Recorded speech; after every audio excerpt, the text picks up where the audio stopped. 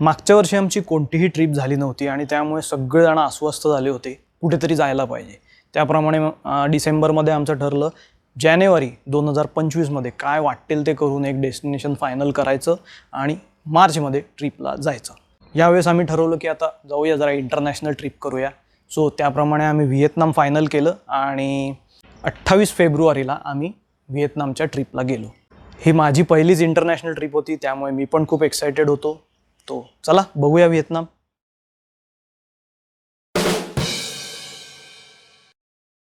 28 फेब्रुवारीला 5:30 वाजता आमची फ्लाईट होती. मुंबईहून कलकत्त्याला 2.5 तासाचा लेओव्हर आणि तिथून हॅनोई.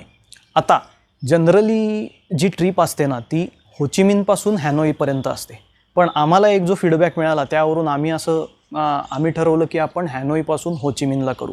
पण तुम्ही ते अजिबात करू नका, का ते मी तुम्हाला व्लॉगमध्ये सांगेनच. आता आपण फ्लाईटमध्ये आहोतच तर एक आमच्याबरोबर आम्हीच केलेली मजा सांगतो. तर झालं असं की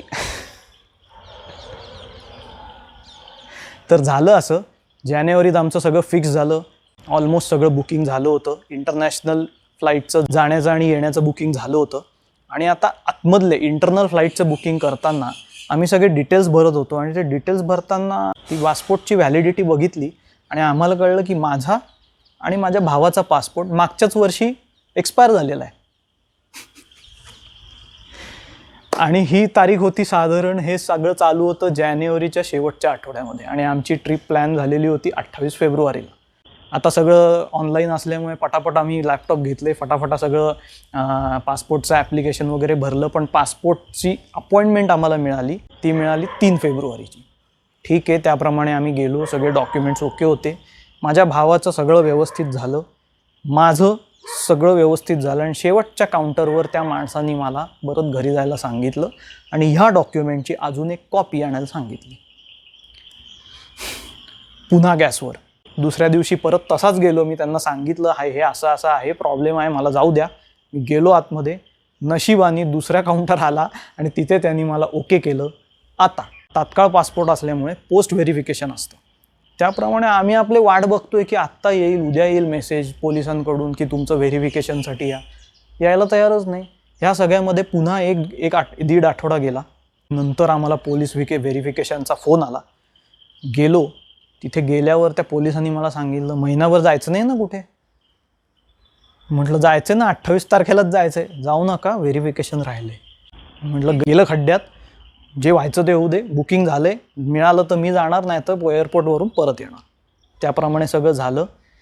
पासपोर्ट आला. आता ह्या सगळ्याला राहिले होते जवळजवळ 1.5 आठवडा फक्त जायला. आणि ह्या सगळ्यामध्ये बाकी सगळ्यांचे व्हिजाचं काम झालं होतं, त्यामुळे व्हिजाला फक्त 3 दिवस लागतात हे मला माहिती होतं.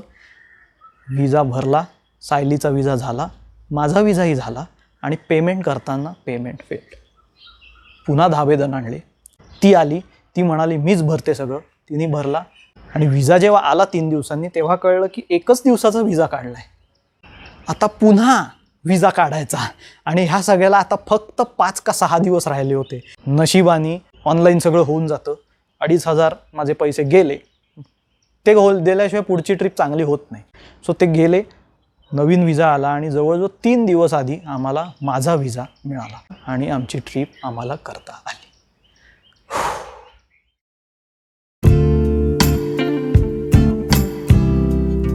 पहाटे 3 वाजता आमचं फ्लाईट हॅनोईला पोहोचणार होतं, पण व्हिएतनामचं जे घड्याळ आहे ते आपल्यापेक्षा जवळजवळ 2-2.5 तास मागे. सो आम्ही तिकडे पोहोचलो तेव्हा फक्त 1च वाजला होता. सो ते एक लक्षात ठेवा, कारण येताना हे तुम्हाला लक्षात ठेवायचं आहे. 1 वाजता पोचल्यानंतर ते सगळं इमिग्रेशन आणि ह्या सगळ्यामध्ये जवळजवळ आपला अर्धा-पाऊण तास निघून जातो. ते झालं, आम्ही बाहेर पडलो आणि बाहेर आल्यावर एक्झिटच्याच इथे सगळे सिम कार्ड्स मिळतात आणि आम्हाला 10 दिवसाचं जे सिम कार्ड पडलं ते 1200 रुपयाला अनलिमिटेड डेटा आणि 25 मिनटं कॉलिंग. सो आम्ही ते सिम कार्ड्स घेतली. आम्हाला पिकअपसाठी एक गाडी रेडी होती, त्यात बसलो आणि गोल्डन हॉलिडेज या हॉटेलला आम्ही गेलो.